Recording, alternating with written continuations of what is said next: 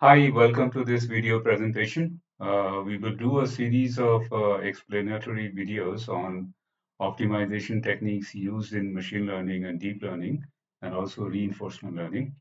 In this particular video, we will focus on momentum, and which is basically a very fundamental concept behind optimization methods used in deep learning primarily. Momentum is an optimization technique used to speed up the convergence process when we talk about the gradient descent algorithms. It is inspired by the concept of momentum in physics, where the object's velocity is influenced by either the current velocity or if there are any forces acting on it. So how it is relevant to deep learning is in the context of deep learning, gradient descent, momentum actually helps gather more of the gradients from the past or previous step, and that helps the descent process or the convergence process. So a little bit of familiarity with the gradient descent concept and also the mini patch and the stochastic gradient descent would be very useful here. The optimization method that I will be covering in the series of videos, all of them we will cover, but in this particular one, we will focus on momentum. So let's talk about how the SGD or stochastic gradient descent algorithm actually works.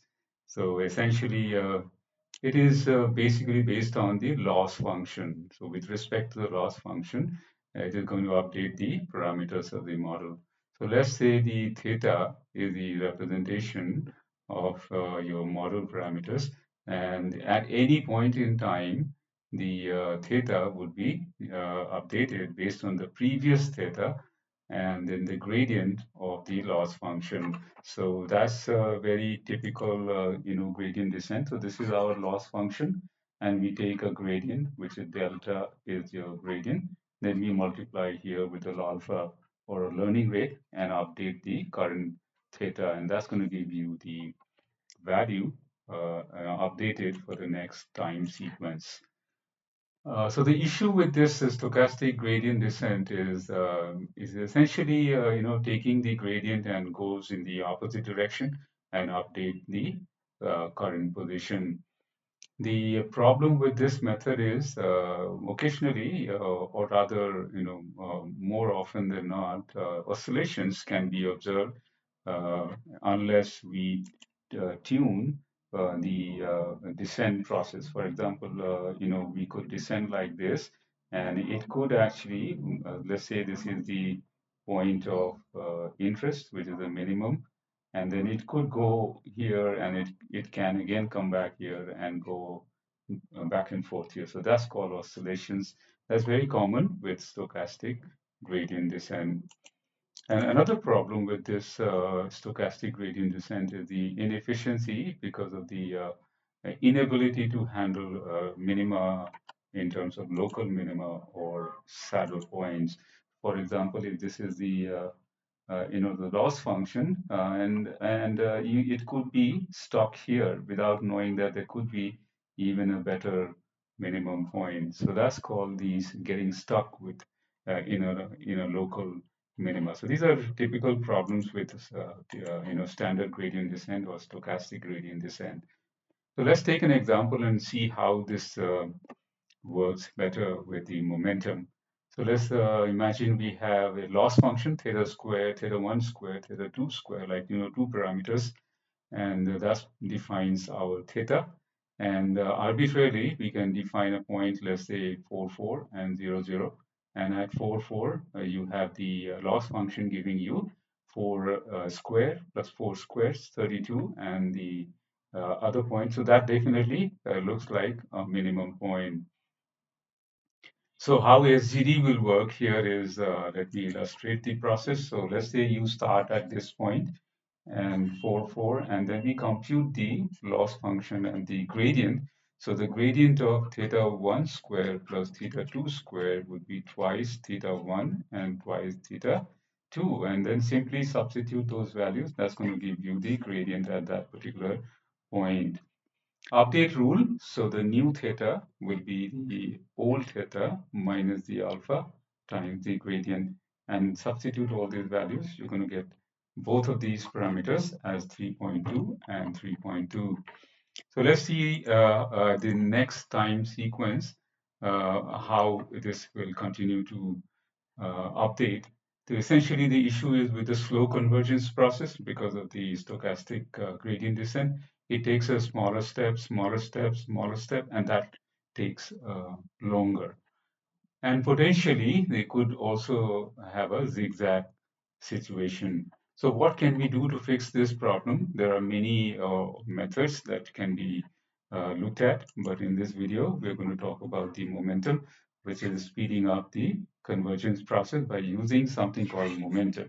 So momentum is nothing but the previous gradient. So we're going to accumulate all the gradients that we have computed in the previous step, and then apart from the learning rate and the current gradient, we are also going to use the momentum. Um, yeah, so that's the intuition here. So the physical analogy is similar to in physics. The concept of momentum is about persistence or inertia. The same idea is kind of also here in case of deep learning or optimization process. So we use the velocity term to define the previous gradient. So all the past gradients will be represented using something called velocity. So when the model starts training, we are going to have a zero velocity, and slowly we will go and update the velocity of the next time sequence. So the intuitive understanding of the momentum is, imagine you are rolling down a ball, down a hill. So without momentum, the ball might slow down or even may not be able to cross, a little bump. For example, you have this kind of a shape, and the ball may not even be able to travel all the way. It should travel because there is a global or better minimum point. So you would like the ball to go there. So without momentum, that may not be possible. Now with momentum, the ball can, go up the little hill and probably come down here. I'm going to show you a little demo in a short while how that is actually possible. So in optimization also, we would like to do a similar situation that, you should be able to find the global or better minimum point, or rather the convergence.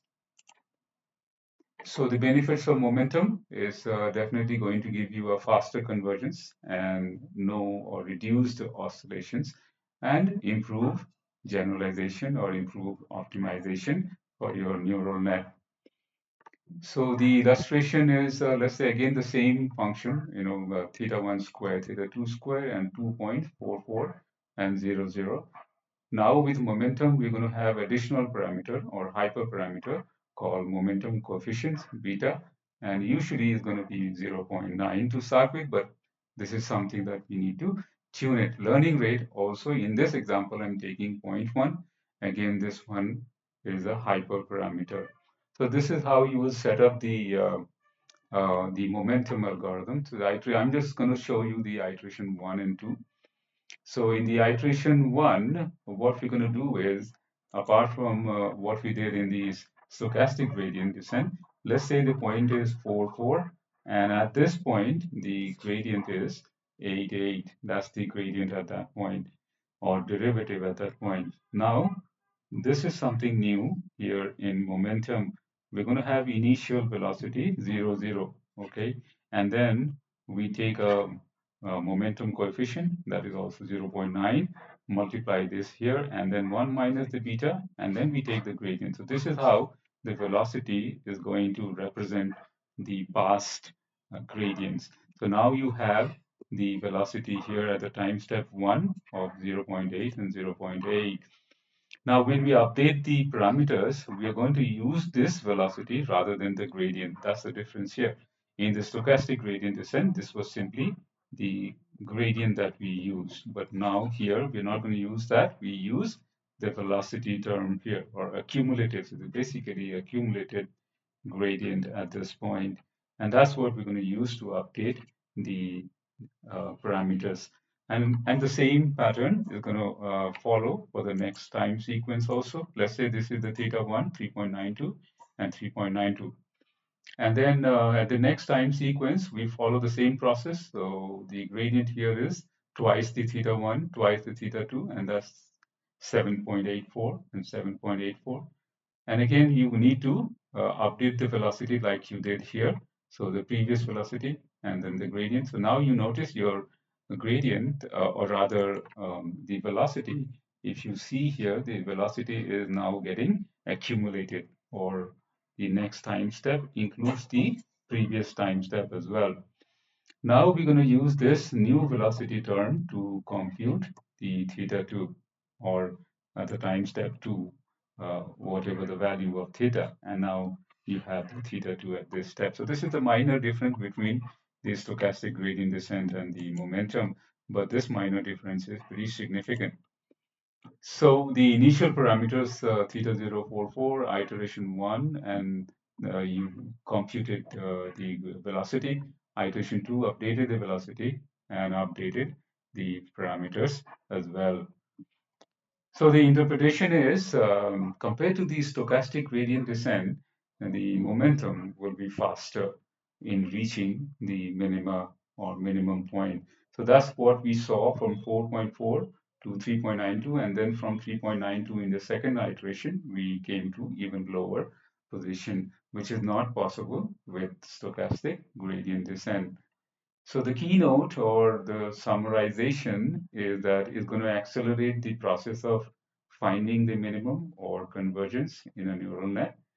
It's true, sometimes momentum can also oscillate, and I'm going to show you a little demo using a Streamlit UI, and you will see that the momentum, or when it comes to the minimum point, it does oscillate a bit. But overall, it gives you a better result in terms of convergence and optimization. So the reasons we look for or we use momentum is faster convergence and is able to escape the saddle points and also little local minima points. It handles the noisy gradients as well, and is quite robust to a very noisy curve or noisy loss function. Overall, it gives you an improved model capacity or model performance. I'm going to show you a little series of Python demos to see how we compare momentum with stochastic gradient descent. Here's the first demo that I would like to show you first, how stochastic gradient descent actually works. So I'm just taking a random quadratic function, x squared, to simulate as if this is a loss function. And let's see how stochastic gradient descent actually works.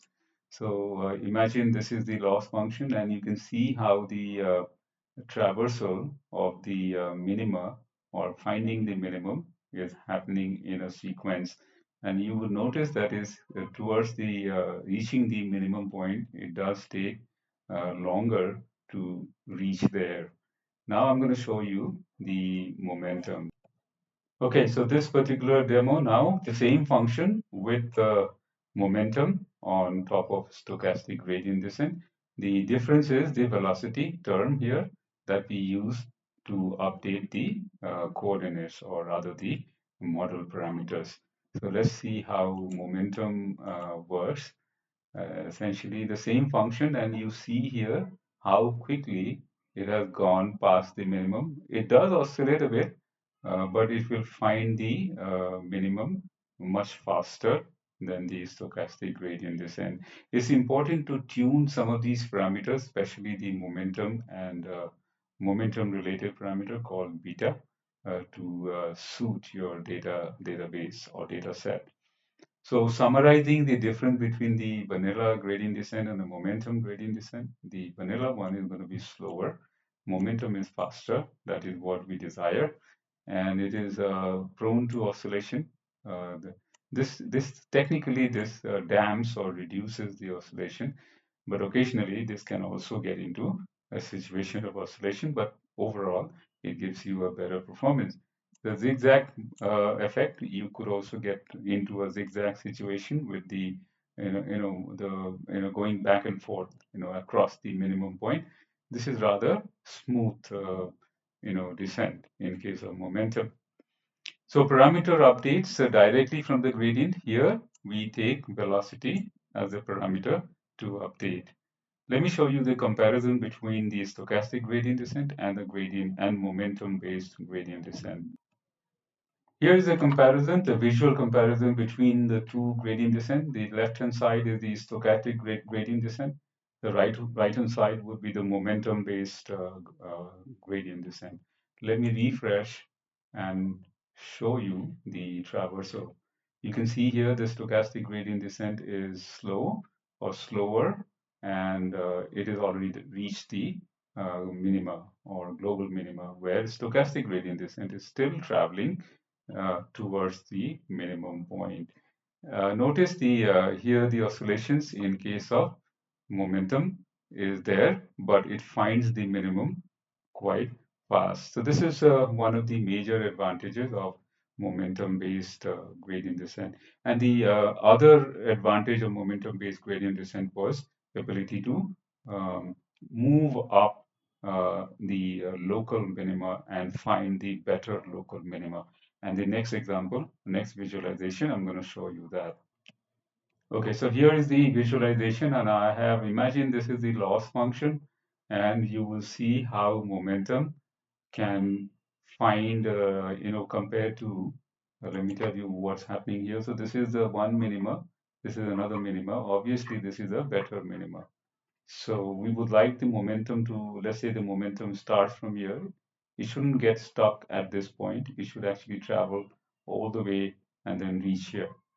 Let's see whether it does it. So I have configured the settings on the left hand side. So let me refresh and let's see whether it is able to do that. And you see here it's traveling and it is able to move up and it's actually finding a better local minima. So if you missed it, I'm going to refresh one more time. You can see here is going up the hill and it is able to find a better minima because it is based on past gradients or velocity. And I hope with this presentation you are very clear with how momentum is so significant. And in fact, many of the other advanced optimizers use the motivation from momentum or velocity-based motivation. In the next few videos, we'll talk about the other optimization techniques like RMS prop or AdaGrad or AdaDelta and Adam and so on and so forth. That's it for this presentation. See you in the next video.